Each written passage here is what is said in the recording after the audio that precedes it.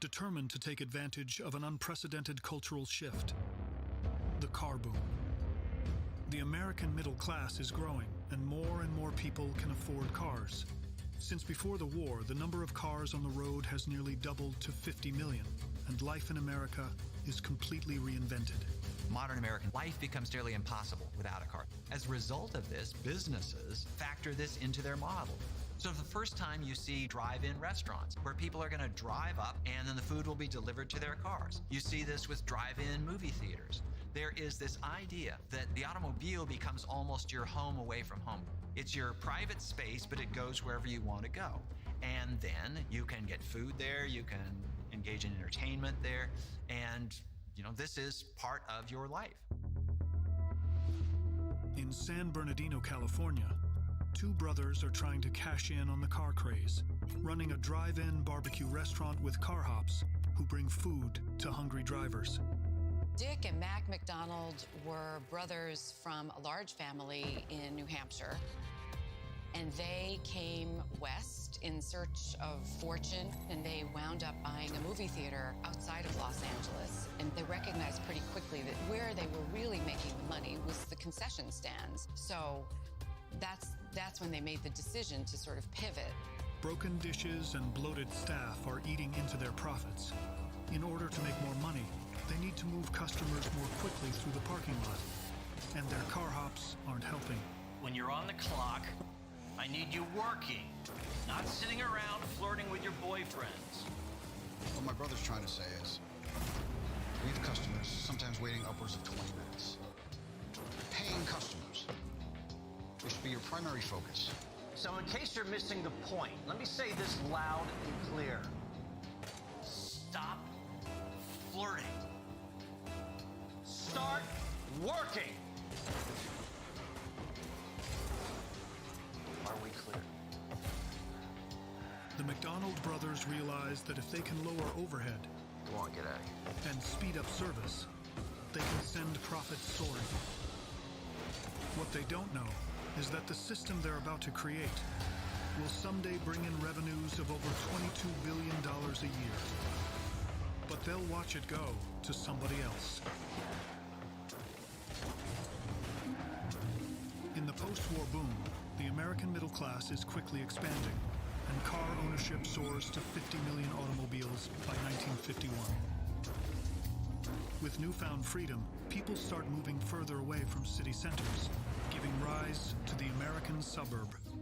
Before World War II, less than 13% of Americans lived in suburbs. But by 1950, that number has nearly doubled.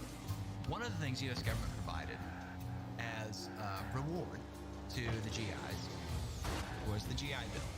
And the GI Bill funded mortgages on homes because they had gone off to war at a time when they would have been starting families. They would have been buying houses. And all of a sudden, boom, goes the suburbs where the air is cleaner, the grass is greener, you can have more space, you can have a picket fence. And this became part of the American dream.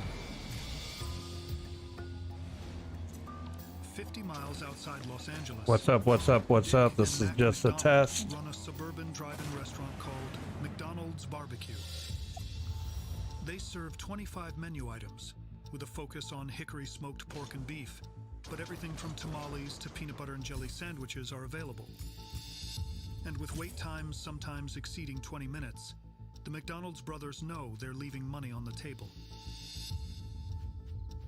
I say we get rid of the car hops. Turn the car hop station into a self-service window and let people walk up and place their order. What? The whole point of a drive-in restaurant is so that people drive into it. No, the whole point of a drive-in restaurant is so people can drive in and eat, not wait in your car for half the night. This isn't a restaurant, it's a glorified parking lot. Yeah. Think about all the overhead we'd be cutting. I can't tell if you're being serious or you're just messing with me. The idea of having a person, typically it was a woman, deliver you food to the window of your car was super attractive because people were so in love with their cars when they bought them that they didn't want to get out of them.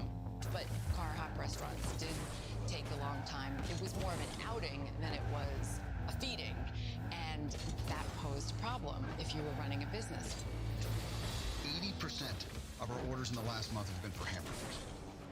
After that, fries and shakes is where we make our highest margins. Everything else really isn't worth the time it takes to make it. You're suggesting we just sell burgers, fries, and shakes? Yes, burgers, fries, and shakes. Correct. Yes. We can't sell just 3 items. Why not? People want choice. No. People want good. And people want cheap. Say, 15 cents a burger. How the hell are we supposed to survive selling those? Well, we'd have to sell a lot of them. The kitchen's already working as fast as it can.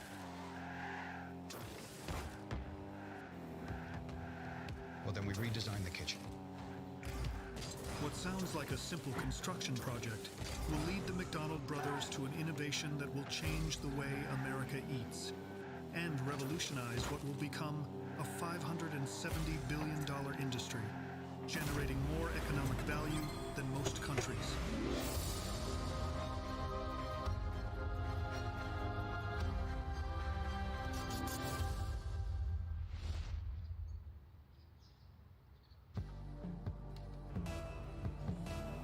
With traffic on Route 25 driving business, Harlan Sanders' old-fashioned sit-down fried chicken restaurant is so popular that he's becoming a local celebrity.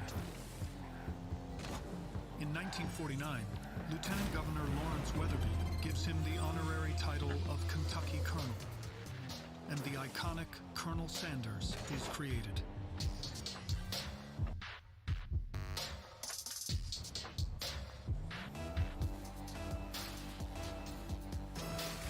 In the public mind, Harlan Sanders had no past. He did not exist before his public image of the 1950s. The white suit was a self-promoting persona that he created. He wanted to portray this kind of Southern gentlemanly image. Sanders expands his empire along Route 25, opening cafes and even a roadside motel. He realized that he was not just selling chicken, he was also selling the concept of Southern hospitality. And money came rolling in.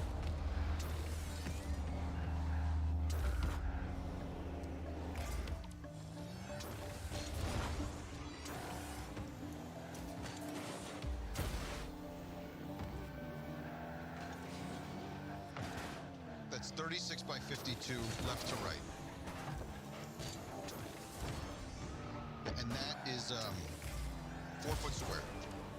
The McDonald brothers aren't just expanding their kitchen. Yes. Perfect. They don't know it yet. Yes, I'm watching Reinventing The a History restaurant Show for modern American on life. Twitch.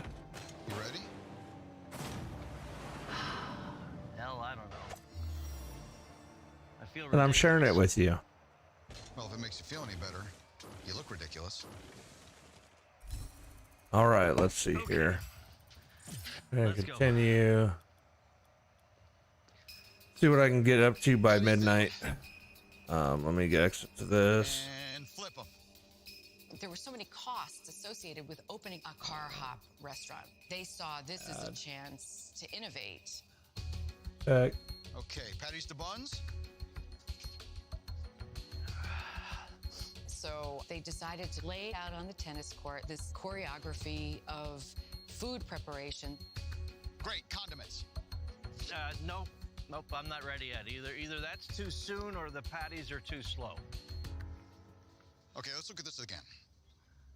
If you come around and Yeah. Car hops were sort of hamburger 101.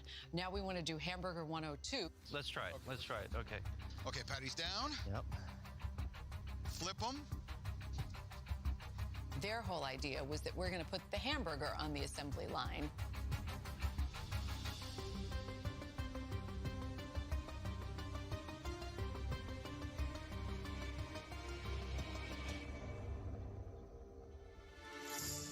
After 3 months of construction, the McDonald brothers open a new restaurant designed to serve an entire meal in 60 seconds or less.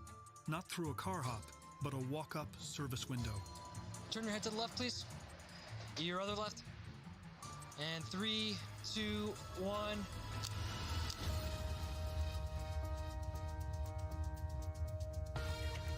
The McDonald's fast food restaurant is born, the first of over 37,000 that will one day spread around the world. Okay, gentlemen, those are done. Flip them. Let's go. Where are my buns? Thank you. Let's get them dressed and get them out. Let's go. Let's wrap them and stack them. Let's move. All right, keep it moving, guys. You're doing great. Initially, they were worried that they'd made a terrific, enormous mistake. But slowly but surely, people started coming and they saw what was going on, that they could get their food faster, and it took off.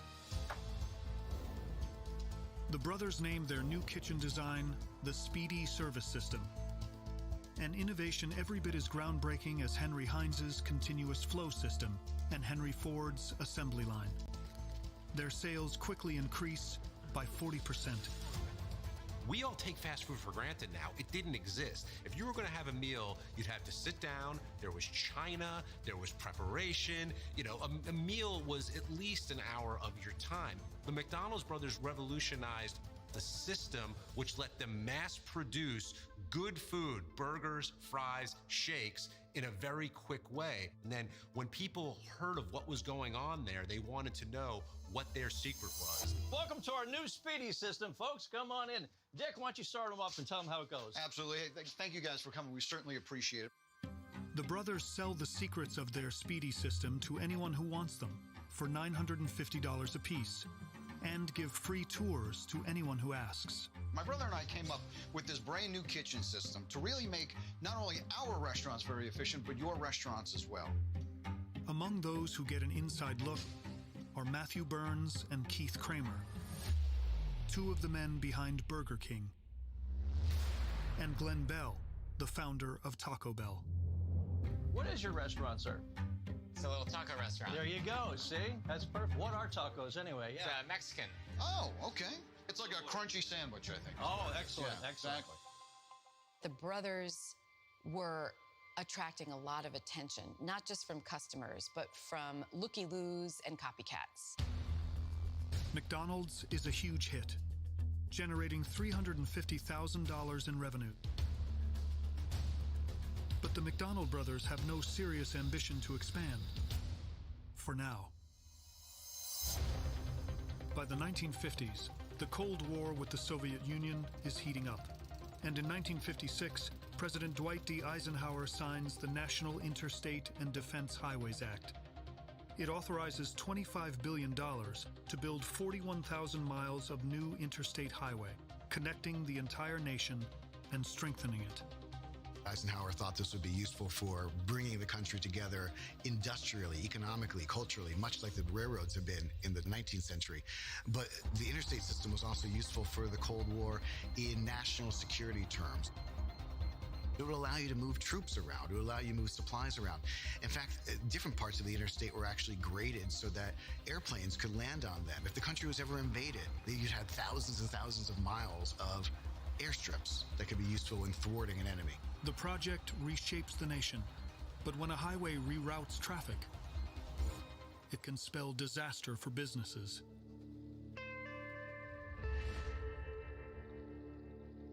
And Colonel Sanders' once booming restaurant along Old Route 25. How's everything, folks? Great, thank you. You enjoying that chicken? Yes, thank you. Well, thanks for dining with us. Thank you. Is suddenly empty. The interstate highway comes and it bypasses the old restaurants entirely. Sales go down, restaurants close. People were no longer getting off at the exit for him because the road is moved. And things aren't going well for Colonel Sanders. On the verge of bankruptcy, Sanders is forced to sell his restaurant at auction to pay his debts. And everything he's built is gone.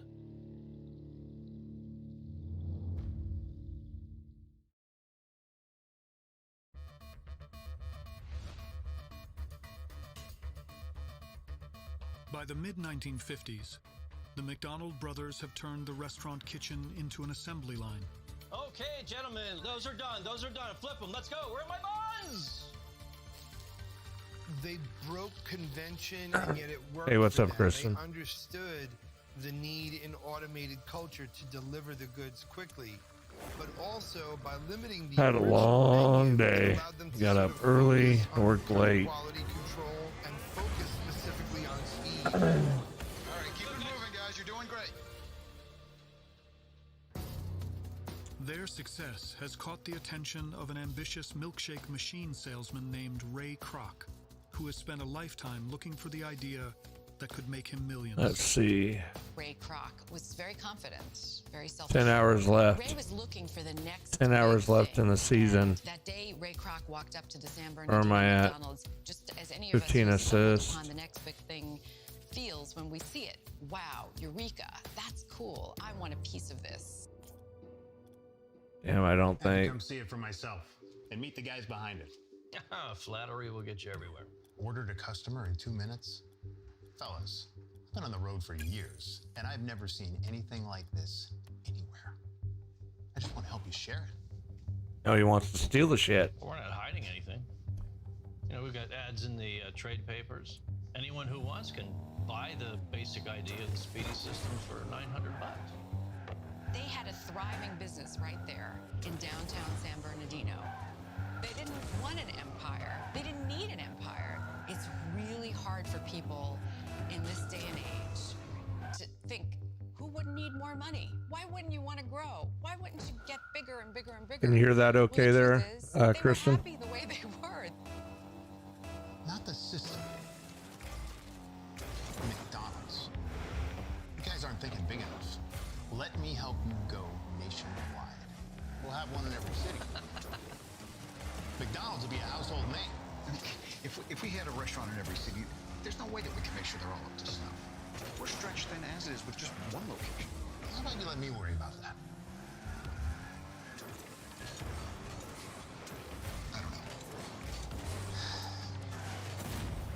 Cool, cool, cool. We'll take it step by step. Oh, I just didn't want it to be too loud for everybody. Or too low. Keep you in the loop. You can be as hands-on or hands-off as you want. This is why I haven't done a show, is I've been playing Rocket League and That's how I prefer it. Now you're gonna need someone you can trust. Make me your exclusive franchising agent, and no one will work harder. Ray Kroc was able to worm his way into working with the brothers only because he was persistent with them. If he hadn't, we wouldn't be sitting here having this conversation today. What Kroc is offering is a low-risk, high-reward business strategy called franchising. Franchising is spreading your business and your brand with somebody else's money. Pioneered by the auto industry, which franchised dealerships, companies charge Damn an it. initial fee plus a percentage of Damn sales it. in exchange for brand name use and proprietary methods. You just sell a concept and a name to someone else, let them build the building, let them buy the product, and let them sell the product. hey, tell him, nice shot, bro, nice shot. Of their earnings. As the McDonald's exclusive franchising agent, Ray Kroc takes out a hefty bank loan to open his first McDonald's franchise in his hometown of Des Plaines, Illinois.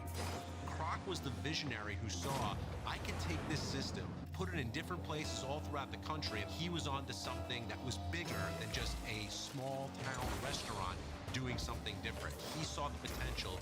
Over the next 4 years, Kroc supervises over 38 franchise openings in Illinois, Arizona, Texas, and California. Kroc sees the potential to grow even faster, and he wants to be the one to profit from it instead of lining the McDonald brothers' pockets. He needs full control of the company.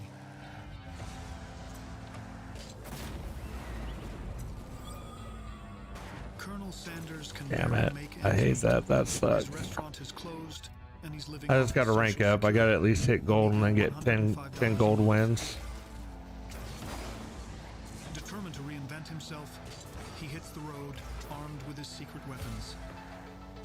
A pressure fryer and his secret recipe of 11 herbs and spices.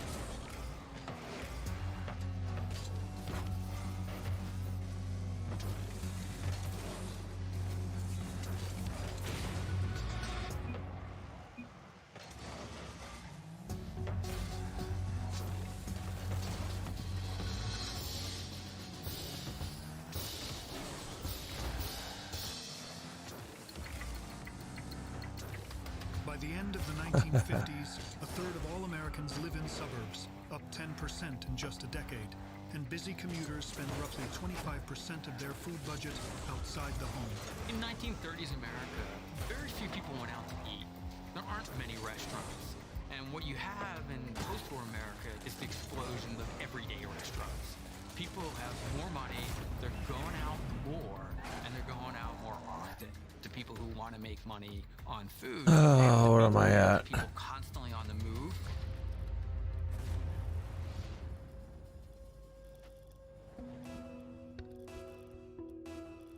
Colonel Sanders is looking for a new way to adapt to the changing times.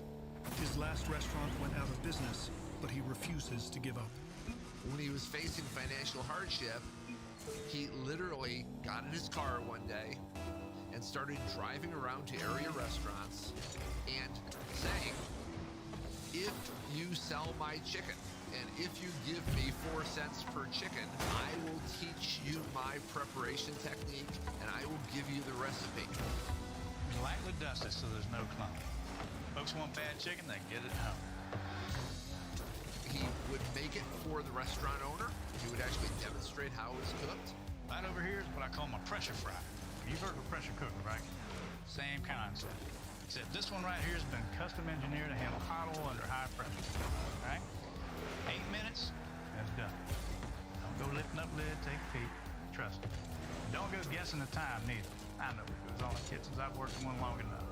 I use a timer each and every time associated. You know, he had been a salesman in many forms throughout his years, and it was always something he was good at. And that's what it looks like. Nice. Nice. Now, let's talk profits. How this works is, customer gets the chicken, I get 4 cents off every order, and the rest is yours. I'm in. He went to 1,009 places trying to license his chicken recipe, but the 1,010th actually picked it up. Yeah, that was. Colonel Sanders doesn't open physical locations. He licenses his name and recipe to existing restaurants, selling his Kentucky Fried Chicken in over 200 of them across the country.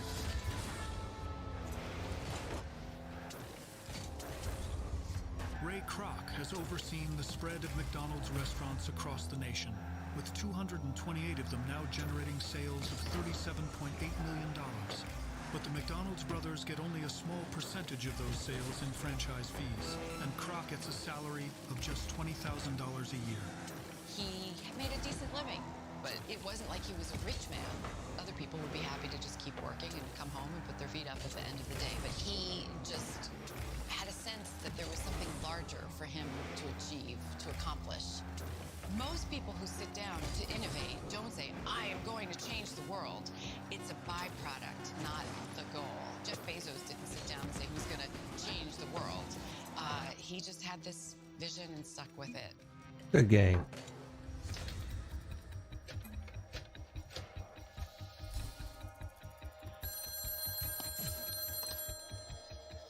It's Mac. I'm gonna cut straight to the chase. How do you feel about retirement? Retiring? All right, all right. Sorry, guys, I'm not talking. I'm listening. I'm listening to some history. He's asking to buy us out.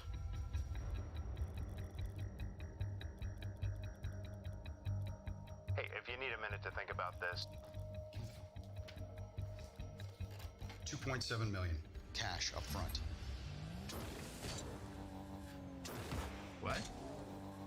That's $1 million for Mac, $1 million for me, and $700,000 for Uncle Sam. We won't take a penny less. Damn. I can't come up with that kind of money. That's for the name, the rights, everything. We just want to retain ownership of our original restaurant. There's no way he's gonna make any money. And now he does, we're rich. Look, we've been in business for over 30 years, working 7 days a week, week in and week out.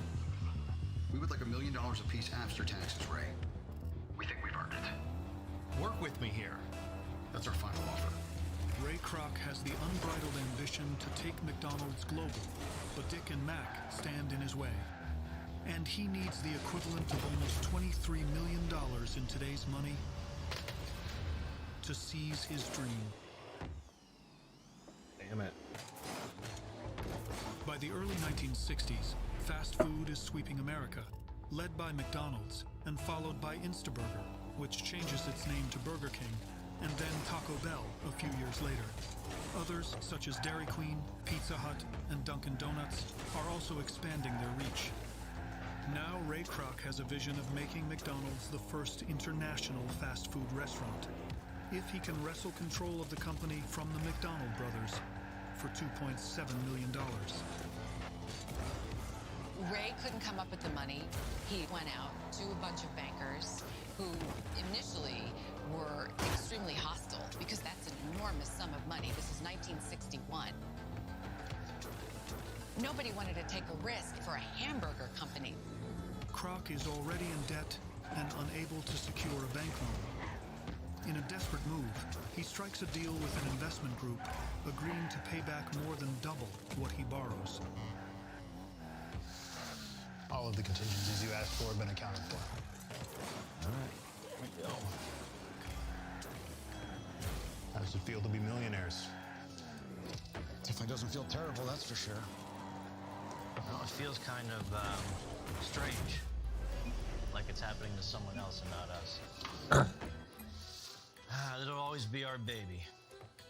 Ray had this vision of going public someday, and McDonald's is an international brand.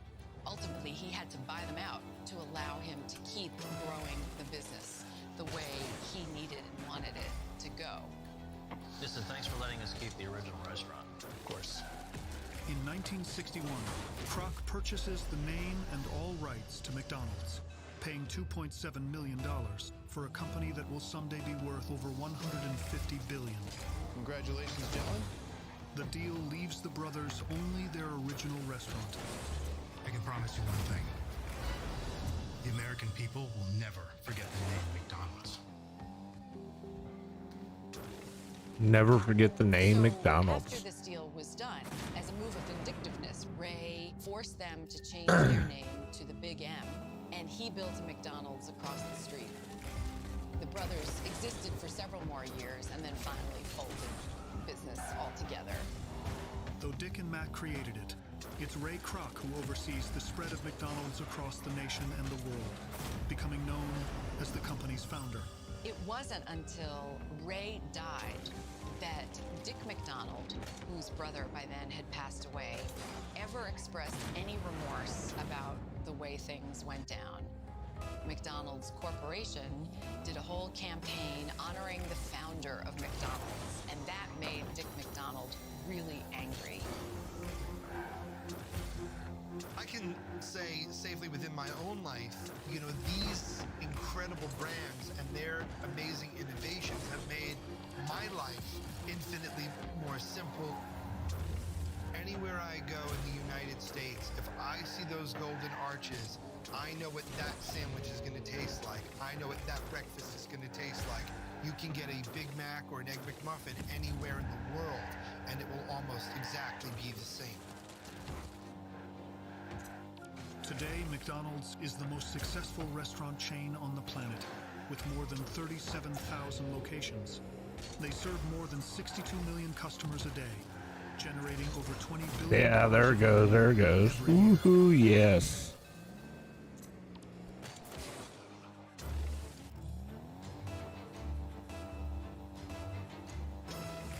Colonel Sanders drives over 200,000 miles a year, overseeing more than 600 restaurants that sell his chicken and pay him a 4-cent royalty per piece.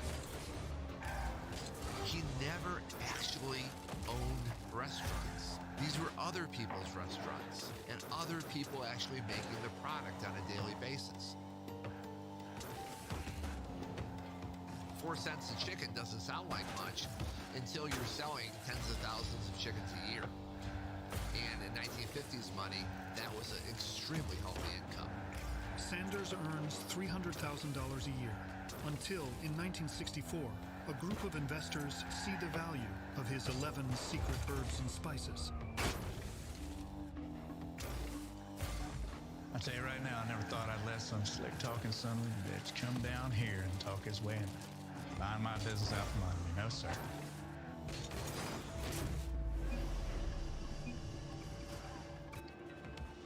I spent my whole life building this thing.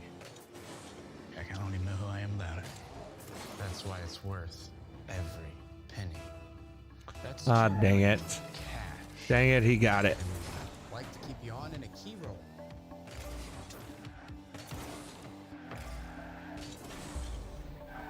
Colonel Sanders sells all the rights to the company he spent a lifetime building for $2 million. More than $16 million today.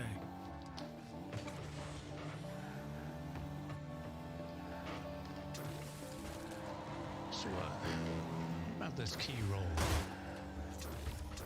The partnership that buys his company begins opening dedicated Kentucky Fried Chicken restaurants. And for an additional annual salary, Fucking lag hardcore. the iconic face of the brand. Had we not had television, we never would have known who Colonel Sanders was. Almost immediately, they went up into Canada. Almost immediately, they started into Central and South America. They were the first fast food franchise in the People's Republic of China. You know, it was no longer just lagging hard. American-style chicken. Today, there are more than 20,000 KFCs in over 125 countries, all still using Sanders' secret recipe. The 11 secret herbs and spices is still a closely guarded secret, said to be held in a bank vault. There has been all sorts of efforts to break them down in labs. It's not something you can replicate at home. You have to go to KFC. Damn it. Over the course of 9 decades, America has gone from a country of farmers. It's called the History Channel, and it's food that helped grow America or something like that. All fueled by the visionary It's Frank from NPC Show. It's his 24-hour history channel. Kind of neat. These people were visionaries. Talking about the different like Hershey's and Post and all them other like Post and Kellogg and Hershey's and Mars and it's interesting to me. Fortune that came their way, and their persistence of vision, the persistence of thought, and pursuance of this one goal, a product the likes of which the world had neither seen nor tasted nor experienced before. Therein lies the inspiration that built the country in the first place. Nice shot. These titans of industry, from Henry Hines to Clarence Birdseye, amassed fortunes that rival any in history. I don't think I'm gonna get gold with all these Smurfs. I swear the Smurfs are bad. I often wonder if the people behind these massive, unbelievably successful brands knew exactly the scope of what they were doing when they started out. They had a dream, they had an idea, they had a vision, but they could never at the time have imagined just how big it would be because nothing else existed like it. In the end, they changed more than just the way America Check this is. out.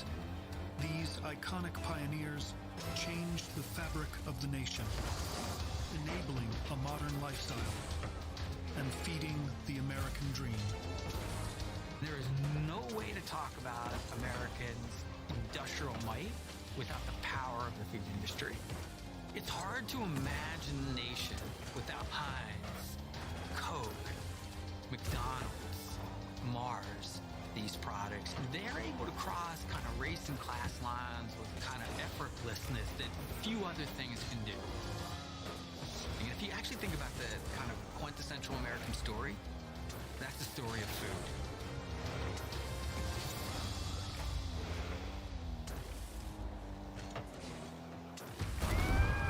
Americans consume 3 billion of them each year, spending over $46 billion on it. It's the most popular food on the planet, pizza. 350 slices a second are consumed in this country. You might like a different kind of pizza than me, but I've never met a person that doesn't love pizza. But in 1950s America, it's practically unheard of. Can you imagine the United States without pizza? American pizza as we know it wasn't shaped in Italy, New York City, or Chicago. Screw what it's supposed to be. It is what we say it is. It was created in the Midwest by two sets of entrepreneurial brothers. Without these two companies, your lives might have been devoid of pizza. Their battle for supremacy will introduce pizza to the nation. You can walk into a Pizza Hut anywhere, and it feels like every other Pizza Hut you've ever been to. And revolutionize how we eat at home. Domino's, guaranteed delivery in 30 minutes or less. The definition of the word pizza was created by Domino's and Pizza Hut. They'll become bitter rivals. We'll never stop coming for you. And one family will be torn apart. I don't know about this. This'll be fun. Is Pizza Wars.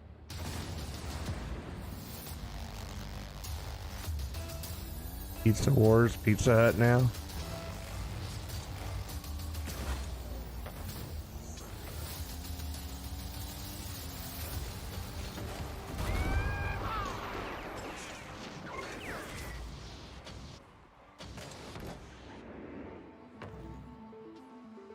It's the late 1950s, and in the wake of World War II, the American economy is booming. More people can afford cars and homes than ever before. Dog just whining because class now spends more time on the road and less time in the kitchen. America was my expanding. wife The came building of out. the suburbs was underway. The interstate highway system had created all of these roads. People were commuting. The first time in American history. Car culture is going to give birth to the desire and demand for convenience food and fast food. As people are on the go, you're going to have industries that are looking at this and saying, can we produce foods that people can eat on the go? So this is going to fuel new innovation. It's also going to fuel new mores in taste and demand. A bold new generation of entrepreneurs like Ray Kroc rise up to feed a nation constantly on the move. Congratulations, gentlemen. The American people will never forget the name McDonald's. Creating what will become a nearly $650 billion industry. All right, keep it moving, guys. You're doing great. We all take fast food for granted now. It didn't exist.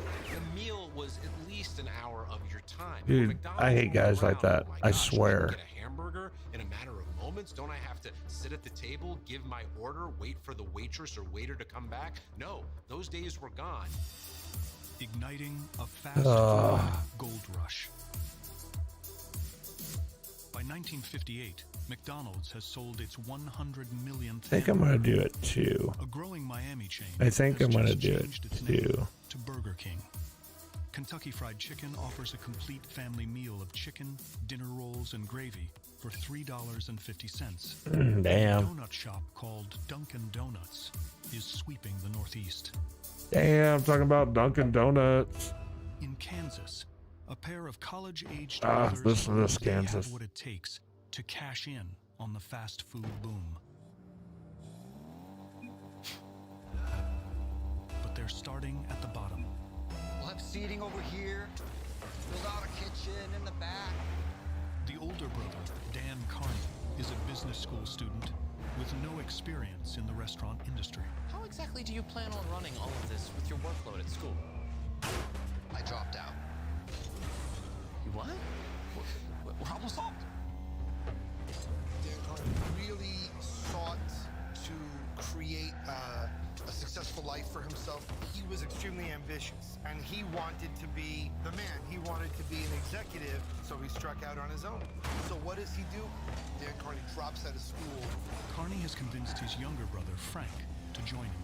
And with a $600 loan from their mother, they've rented a rundown old bar. It's perfect. I know. That was sarcasm.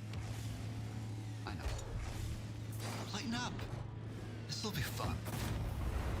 Carney wants to compete with industry titans like McDonald's, but determined to carve his own path. He's betting on an obscure dish he read about in a local magazine. Most Americans at the time have never even heard of it. It's an Italian peasant food called pizza.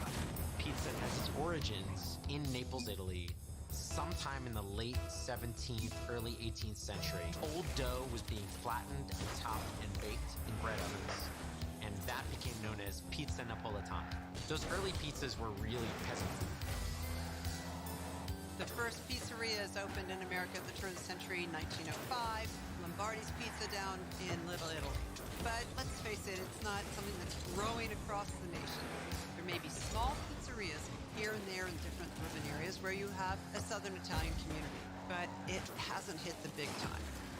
In the 1950s, it's still very much an Italian product that most Americans didn't understand. So every article that even mentions pizza has a description and a short explanation. They're not assuming anybody knows what the heck they're talking about. The funny thing is, pizza is such an Italian culture, and you would think two Irish brothers, they're coming fish and chips. I just think, like, when opportunity is there, somebody else sees it, and they're able to capitalize on it. The Carney brothers need to turn a profit to pay their rent, so they're determined to open in just 2 weeks, without any idea how to make pizza.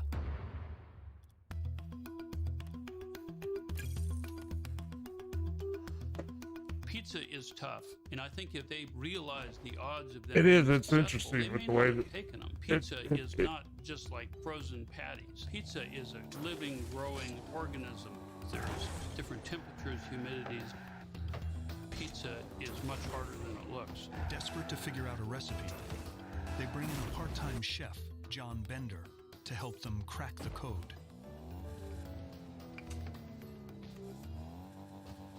French bread? I thought pizza was supposed to be Italian. We're working with what we got. The most important element of a pizza is without a doubt the crust, and he had no idea how to make a dough. So these resourceful guys just made something up.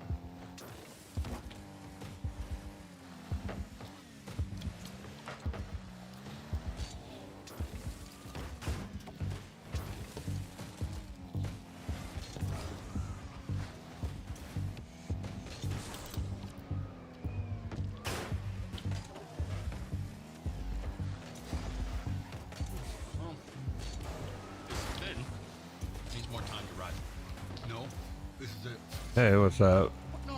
Sachi. Yeah, I only got I got a little bit. It is what we say it is. This is better. It's light. It's crispy. This is our recipe. They just kind of threw ingredients on top of it, baked it, and that was the blueprint. It's totally wild that they just... I got my settings all screwed up. They discovered, for some reason, the taste of French bread is not bad for a pizza. And of course, they created that in Kansas, so it makes sense to create something that locals are going to like. Why would you make an authentic pizza like in Italy when you don't have Italians living in your neighborhood? You wrote down what we did? That's what I'm doing. I didn't get plat. Carney Brothers pizzas appeal to the Midwestern palate. Will someday spawn an $8.5 billion empire and popularize pizza So coast to coast. I can't even get gold into this one, into this account, which is really crap. They're risking everything on this new, unproven food, desperate that it'll somehow catch on. It was 11:14. 800 miles from Wichita. Yeah, I was up at like College student 4 o'clock this morning. his way through school. Orphaned at a young age and with no other family support, Tom Monahan and his younger brother Jim have taken out a $900 loan to buy a local sandwich shop. Tom was determined to become an architect, to rise above his station and overcome the sort of adverse circumstances of his birth. While in architecture school, he actually bought a struggling restaurant to help pay for school. The shop is called Dominic's, after its founder, Dominic DeVardi.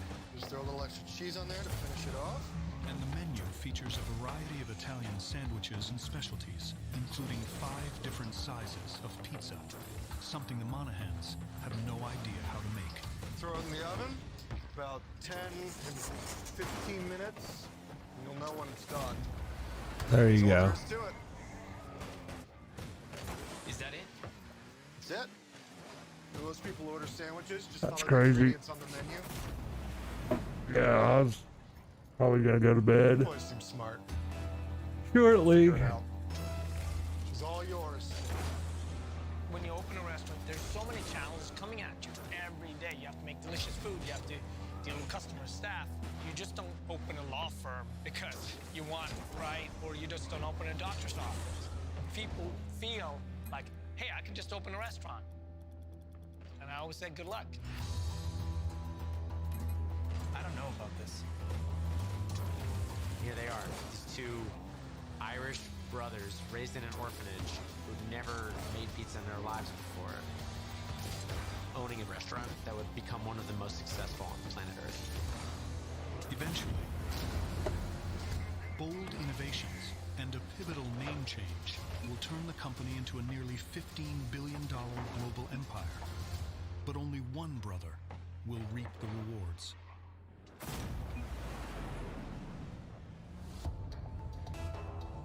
By the late Wow, this kid is 1950s, like the booming all economy over, lifts like more people out of poverty and into the middle class than ever before.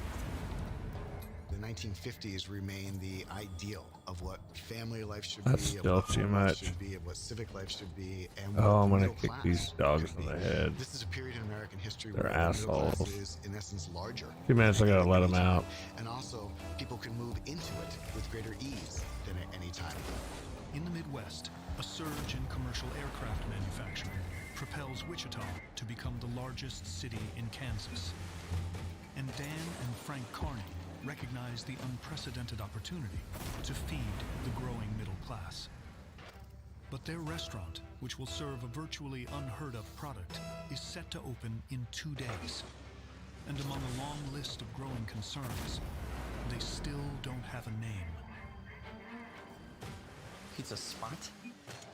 It's too many letters. I know, but it's gotta have pizza in it. Okay, then that leaves us with 3 letters. On a tight budget, the Carney brothers plan to use Because you suck. from the Coca-Cola company. But it only has room for 8 letters. Pizza Pit. Pizza Pit. Keep going. Okay, maybe pizza.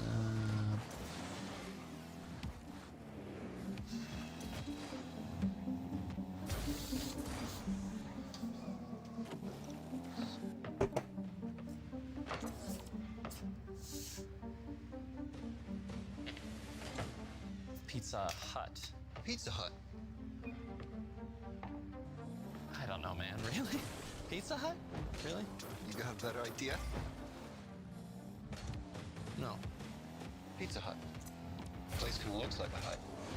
Long before becoming the iconic red-roofed restaurant with over 18,000 locations across the globe, on May 31st, 1958, the original Pizza Hut opens.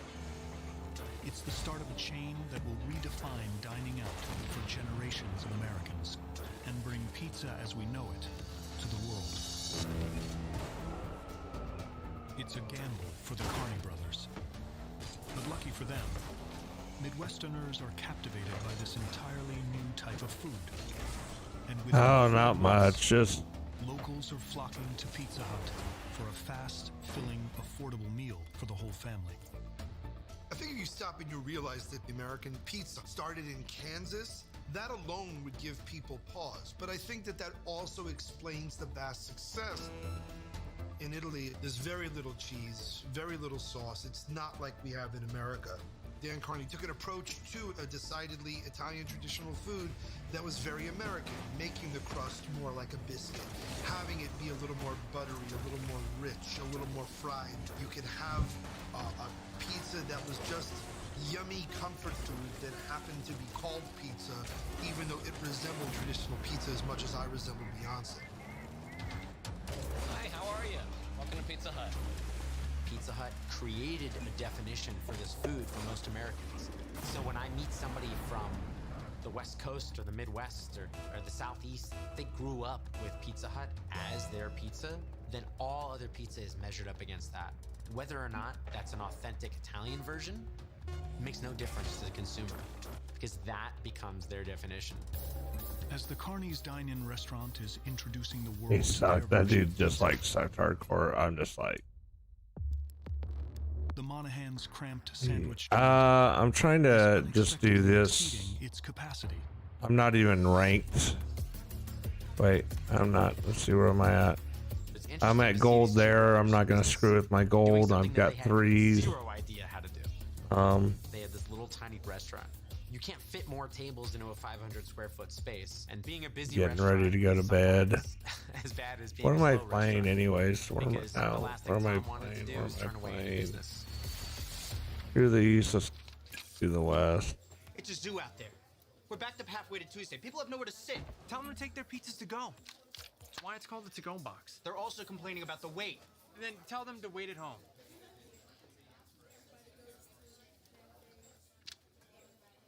Go box. Is this the pizza one? Rather than fight against the small footprint of his restaurant, he thought maybe it would be an advantage.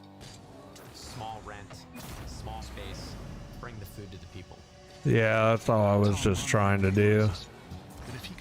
I was watching this and I'm like, well, come on, see and share what I'm watching, and So he decides to use the roads essentially as his restaurant. then Rocket League, of course.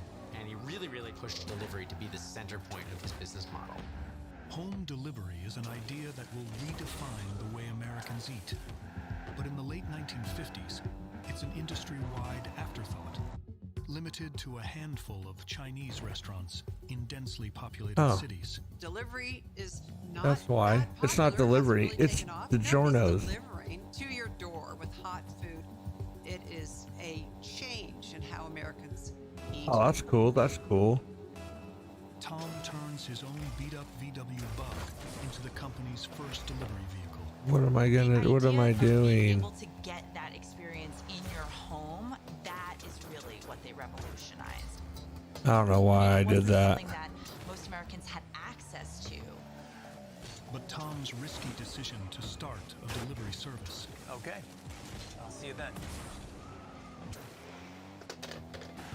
opens a rift between the brothers. Jim Monahan was sort of the coin flip of Tom Monahan, where Tom was really focused, Jim was kind of more aloof, and where Tom would make a decision right away based on the logic of the moment, Jim would have said, let's hold off and think about it more. So that split in decision making is a problem for a partnership. Although the strategy is an instant success, with sales doubling in just a month, now it's an intense struggle to keep up with demand. Heads up, got a live one? So now the capacity of his restaurant was not limited by the seats at the table. It was limited by how far you could drive a delivery car. And that resulted in huge success. But now getting calls means you have to get the orders made and out and delivered.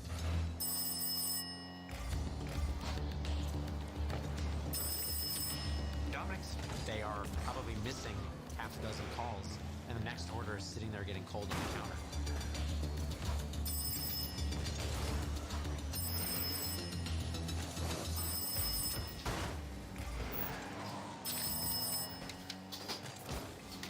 These are supposed to go out 40 minutes ago. Come on, get these out the door. Dominic's, what can I get for you? Jim, better late than never. I need you to rush these up to the north side. Now I'm a delivery boy? I don't have time to argue. Are you gonna do it or not? Ah, dang. You're on delivery duty.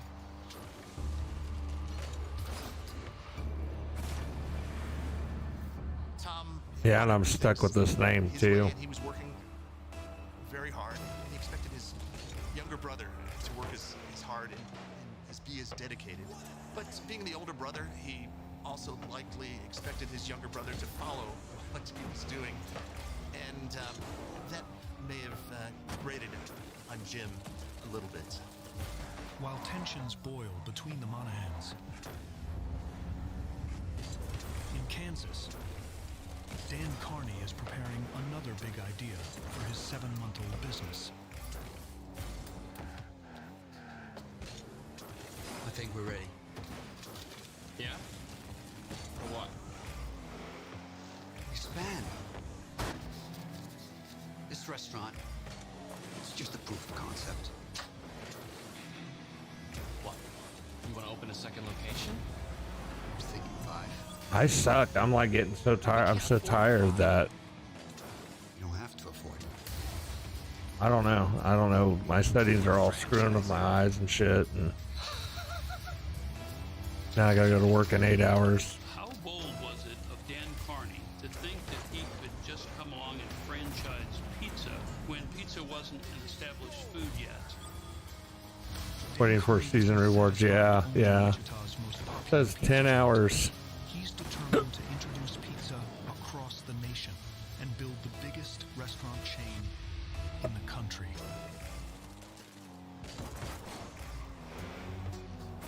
Sick.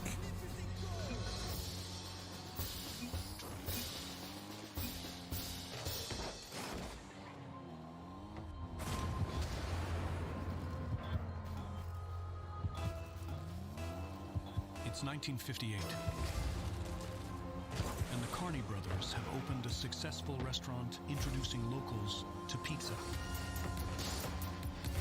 But their goal is to dominate the market from coast to coast. Now this is the businessman. This is the marketeer. This is the person who essentially wants to get a product. I guess I'm doing okay. I could be doing better, but I'm like this one. I guess I'm kind of thinking a little bit. To do it, they're gambling on franchising. What's my next move, you know? To expand quickly at low cost, and has been used to sell everything from sewing machines to cars. Franchising allows the replication of the brand. I create a product or a service, and that system is then licensed to a third party, a franchisee. In exchange, they charge a continuing franchise fee. It may sound very common today, but it was radical at that point in time. It wasn't something that a lot of people knew. Very few of them understand it. Pioneers like Harlan Sanders. What's up, Jose? Jose, sorry, man. What's up? What's up? How you doing? How you doing? Into global powerhouses. Now Dan Carney wants to use their own strategy against them, but with pizza as the new weapon. Dan was thinking about long-term growth, and he wanted this chain to get started. I think he extrapolated into the future. He said, nobody's I'm not getting flat this year. for hamburgers. Why don't we do it for pizza? It's totally bonkers that I guess I'm gonna let him. I'm not doing any twos tonight. I'm actually getting ready to head to bed like really shortly. I just figured I'd come on for a little bit, and I'm watching this show, so it was interesting to me, and I figured, well, Rocket League in history, right? The Carneys quickly launched 6 new locations of the Pizza Hut brand. They turned pizza into a sit-down dining experience that was affordable and accessible to the middle American family, and I think Yeah, tomorrow more than likely. I was up really early and worked all day. I'm like, Fees to an average of $4,500, half as much as McDonald's. He may have underpriced himself, but Dan decided that he was going to go for growth. If you at least grow, you've got cash flow. You can figure it out later on as you go down the road, and that's what the Carney brothers did. By 1960, and I'm like, look at this shit ass, like, and east of the Mississippi. crappy ass shots. Like I can't. It's the largest pizza chain in the country. Seems too fast. For now. Seems too fast for me. Oh my god. Monahan's bold bet to take on delivery isn't It's weird. I just realized something. Dominic's struggles to keep up with its complex. Okay. And I didn't know this. Orders coming in for 5 different sizes of pizza. But when I go into training, right, I'm just going to show you guys. Scrap, and that's in the garbage. Hey, have a good one. Sandwich is made wrong. So it's kind of weird. So here's my settings.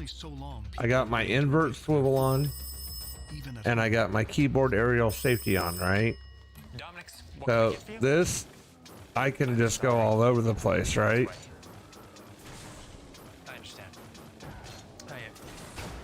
Okay, so. Okay, now on my next one, let me change the settings. I'm going to take invert swivel off, and I'm going to take keyboard safety off.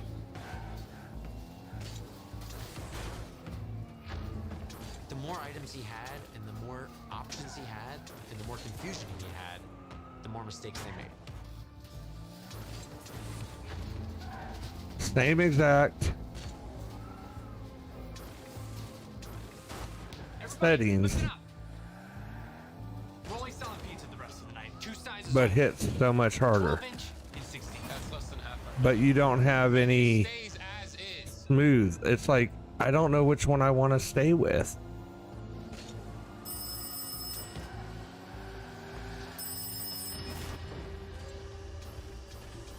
Dominic's, what can I get for you?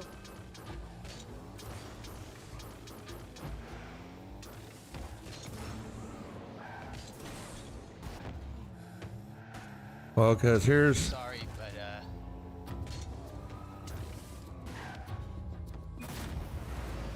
I don't know. I don't know. I don't know. only 12 and 16-inch pies for the rest of the night. How is it like 5 a.m.? That's crazy. 16-inch cheese pizza. That'll be $2, and we'll So be there I in could move. I didn't realize this until I got onto this account and actually hit. And I'm like, what the hell's going on with my controls? Rather than play second fiddle, Jim Monahan walks out of the partnership, returning to his job as a mailman and turning control of the business over to Tom. Jim Monahan decided to leave. Tom gave him the delivery car, the Volkswagen Beetle. But if I do it this way, for his half of the company. then here's my settings. I hope that car ran for a long time. His brother sold his stake in the company for their beat-up VW Beetle. In point of fact, had he retained his stake, he would have made $800. But I can do those a lot easier. Bad trade. Bad I trade. don't know.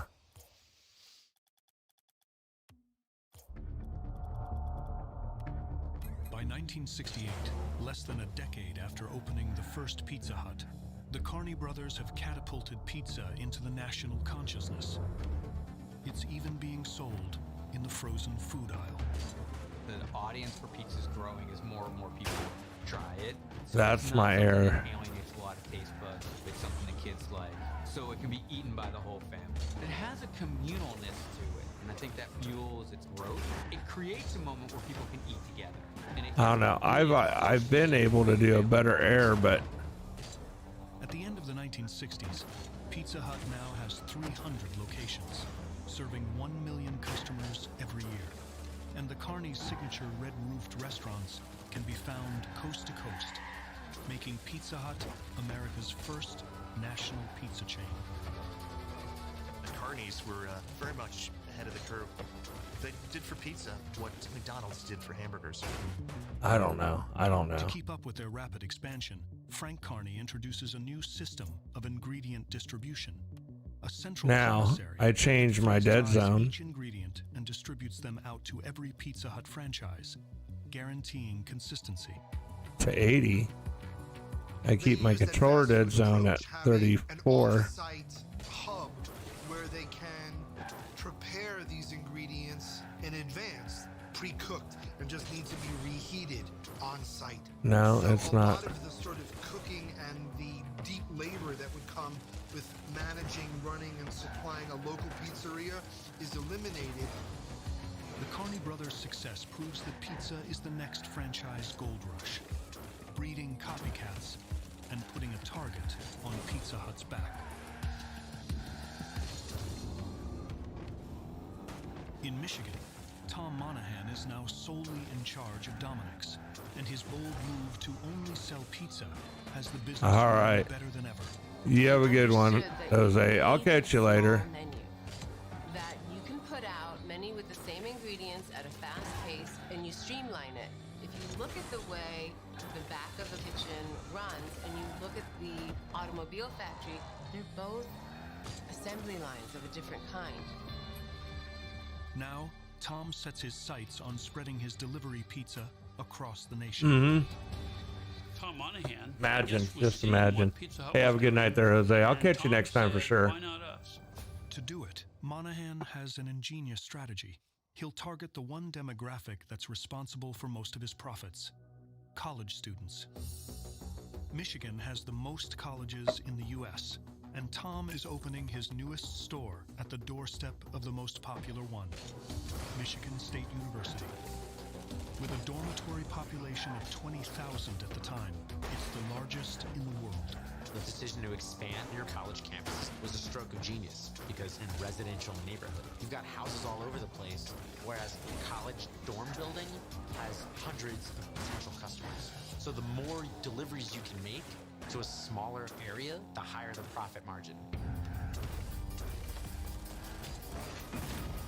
Oh no. Now a restaurant chain, Tom unveils his next big move. A new company logo with 3 dots representing his first 3 stores and a new name that will one day deliver 1.5 million pizzas every day. Domino's. I think Domino's has always been incredibly clever when it comes to how they position themselves in the marketplace. They're nearly in every single college town. Sadly, at my own university in Atlanta, Georgia, they affiliated themselves directly with our meal plan. My folks had to put more money in my account halfway through a semester. As Monahan lays the foundation for his empire to flourish, his success doesn't go unnoticed. Little Caesars, what do we know about them?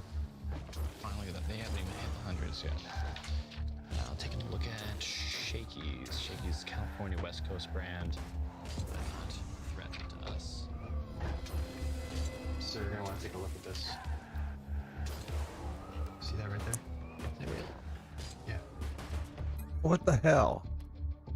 This is Domino's. Another Michigan place. But they're offering a delivery service. How are you supposed to beat that? While Domino's Pizza is relatively small, they're growing exponentially. In 1969, they're opening nearly a store a week.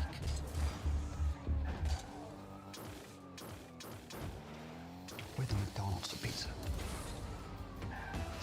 They're not even Burger King. Oh, this is gonna be a weird game. For now, Domino's This is delivery definitely model gonna isn't be a threat. weird game. But left unchecked, it will soon become Pizza Hut's most bitter rival.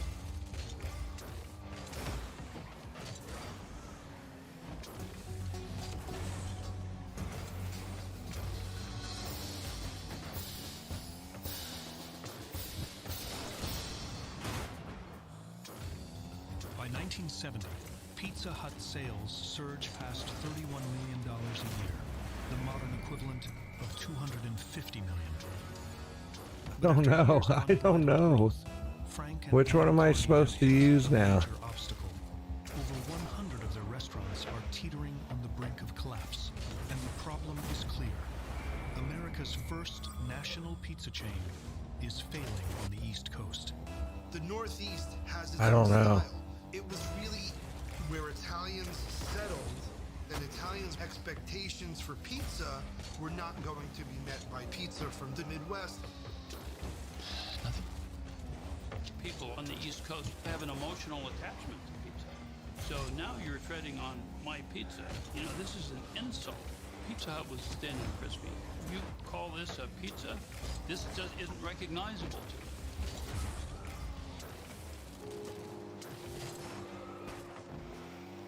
McDonald's is McDonald's. KFC is KFC. They don't change their formula just because someone somewhere doesn't like it. I am not suggesting a major change, Dan. No? You just want to change the one recipe that's gotten us to where we are. All right, Kristen. Thin crust in some states, and thick crust in others. It's not scalable.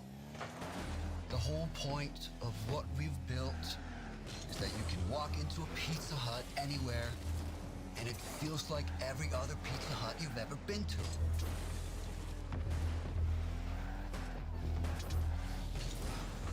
And we do both. We offer thin crust, and we offer thick crust. 2 options. We can handle it. The restaurants, they can handle it. I don't know. This is psycho. We can do this. What do we say about? Do I keep this? I mean, my settings, like camera settings, control settings.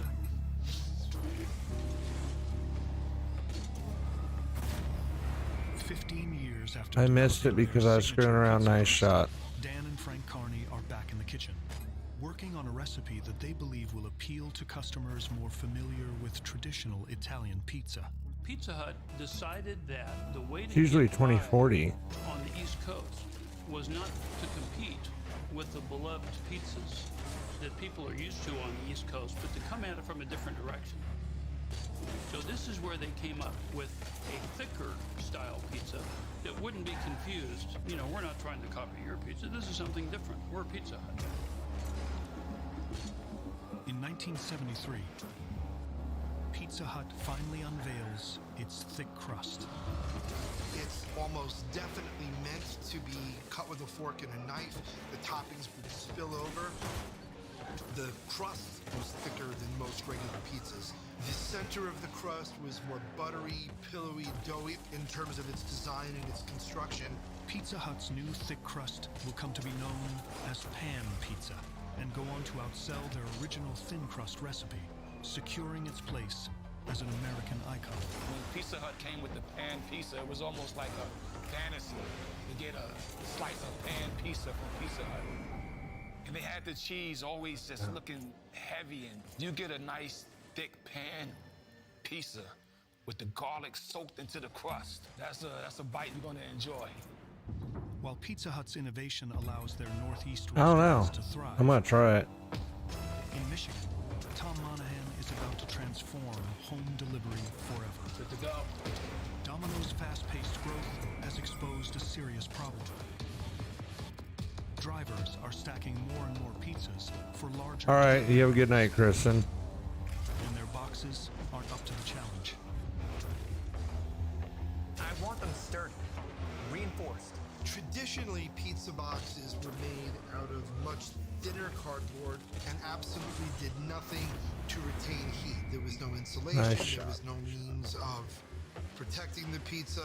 It was just a thin white cardboard box. I don't know. I don't know. I don't know what to do. No, not 3 high. Crazy. 7, 8. Okay.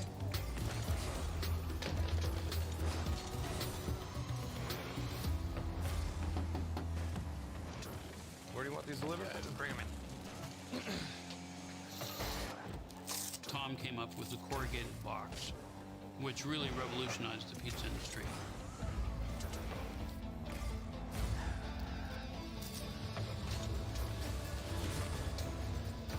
It was a heavier gauge corrugated cardboard, which allowed for a little more heat to be trapped, but being more durable, allowed the pizzas to be stacked. To go.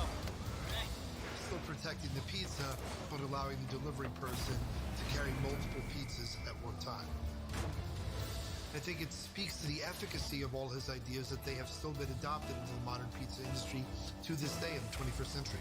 By 1973, just over a decade after buying Dominic's, Tom Monahan now runs a small empire of 76 stores reaching across 13 states. Tom Monahan always had a spark in him. He wanted to turn Domino's from being a wobbly upstart company to being a serious player in the pizza business. Tom wanted to challenge the big gargantuan red roof Pizza Hut. But Domino's meteoric rise comes at a huge cost. Monahan is offering investors sweetheart franchising deals, even supplying each new store with a fleet of delivery cars, eating up all of Domino's profits and forcing him into debt. The Domino's business was doing well, but Tom wasn't living larger. He was living in a trailer with his wife, and in order to keep growing franchises, he borrowed $400,000 using his tiny trailer as collateral. And he knew that if he defaulted on that loan, he was out. Domino's is in serious financial trouble. Ooh, I like that one. I'm gonna keep that. And its rival, the most powerful pizza chain in the world. That was pretty slick. I don't care.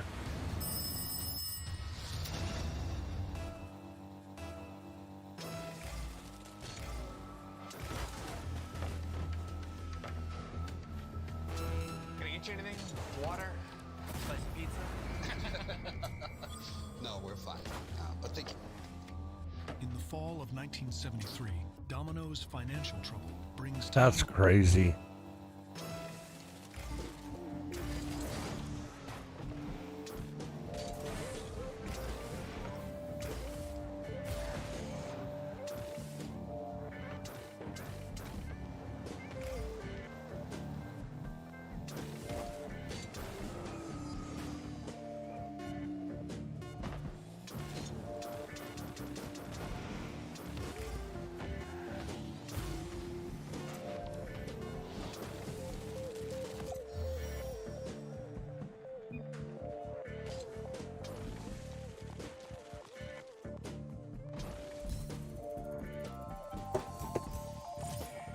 Ah, damn it. I did it. Let me see what's going on with this really quick NBC show. Sorry about that.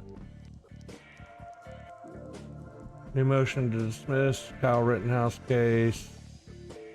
Yeah, it's gonna be the NPC show. So he switched it over. Cutting into my drinking time. Yeah.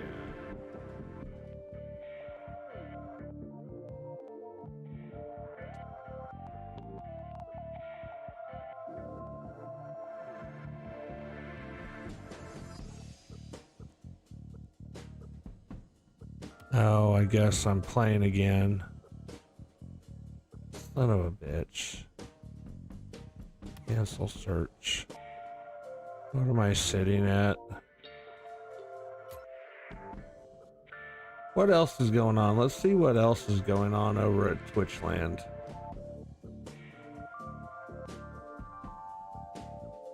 Oh yeah. This is gonna be stupid. Fate.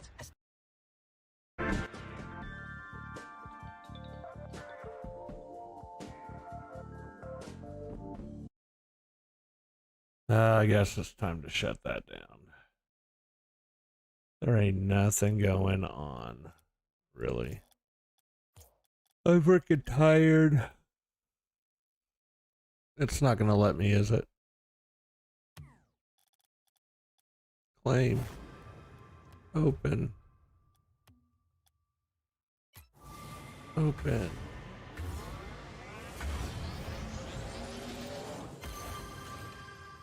Okay, I'm gonna equip the strawberry. Grease monkey. What the fuck is this shit?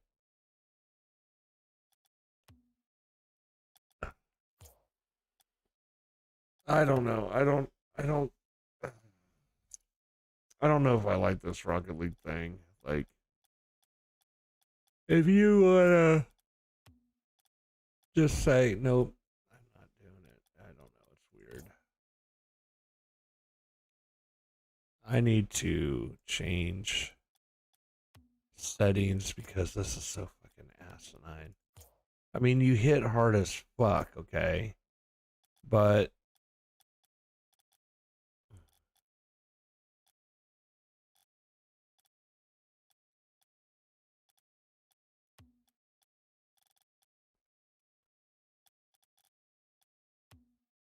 I'm gonna drop this down to 1.2 again. Anywhere between 1.2 and 2.0 is what I'm using on my sensitivities, but I am matching them for the most part. I don't know. I don't know. I don't know.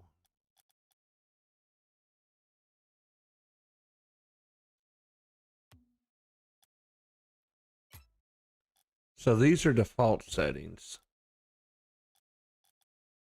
Okay. I'm gonna disable. And here's default settings, which is like crazy. But you can't.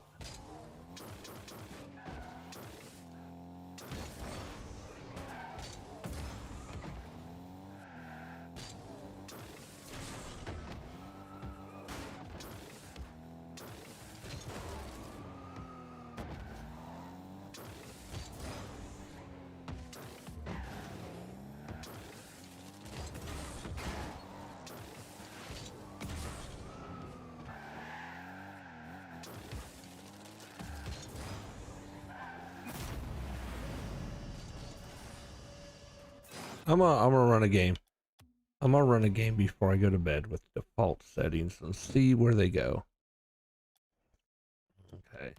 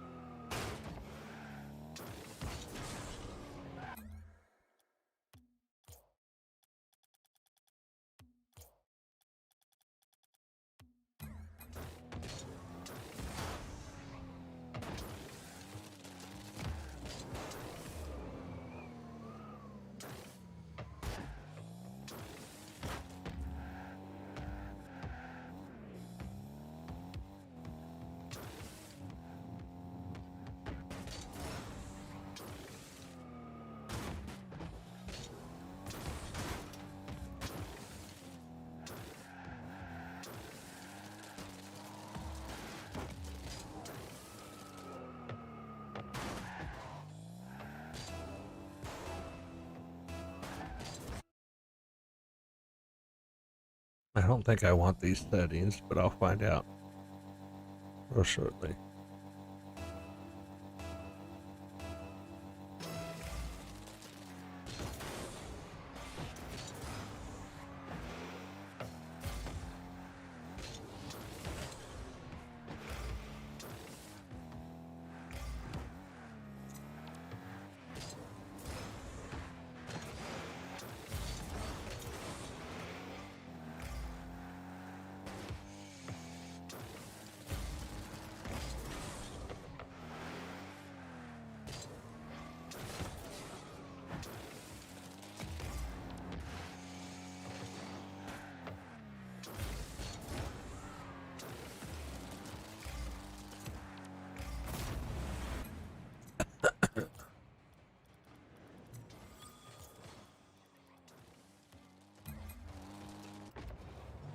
Okay, I made it with that default settings.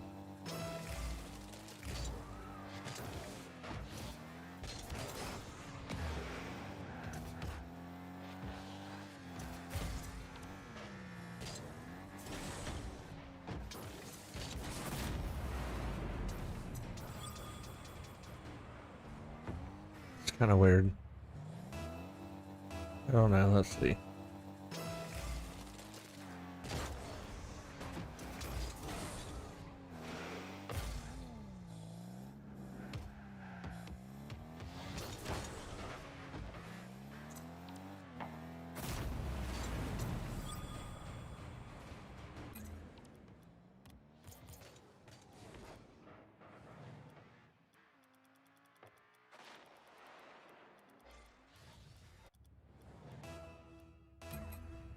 With these settings.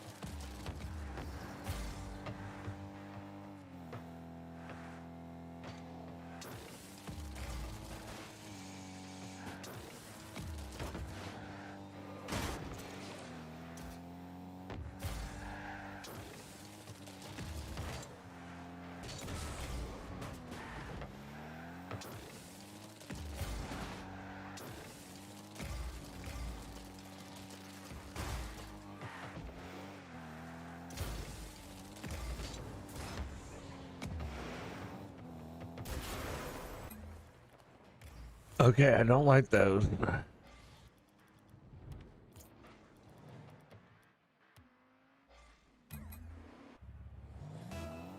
Let's see this.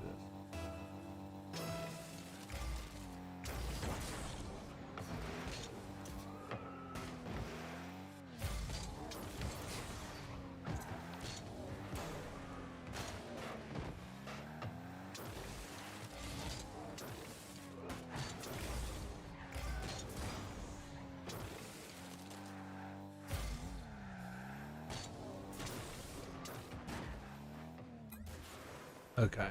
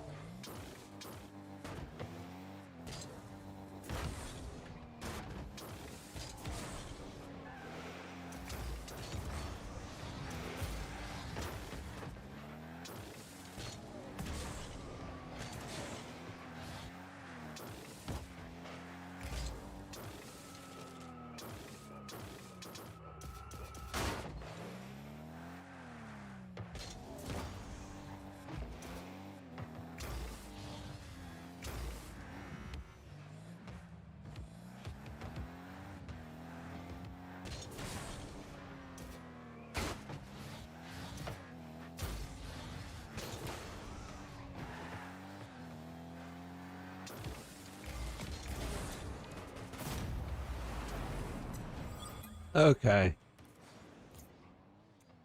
So I do like these, but I'm gonna do this with a 34.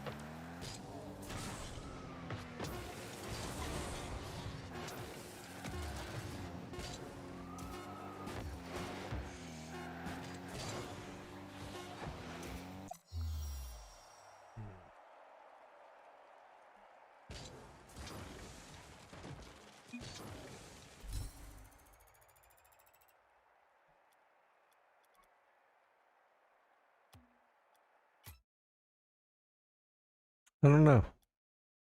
Weird night, guys. So what I'm going to do is I'm going to go to my settings. I'm going to put them back the way they were. Let these dogs out.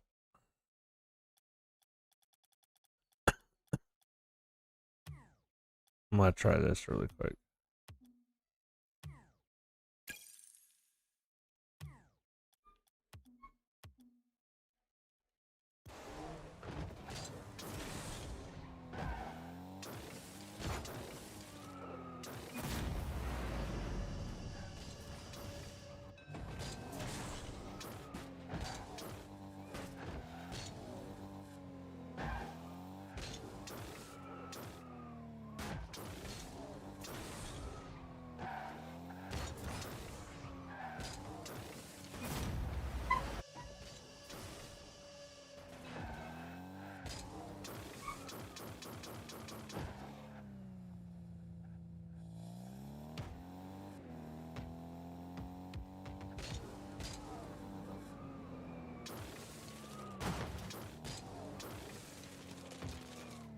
Yeah.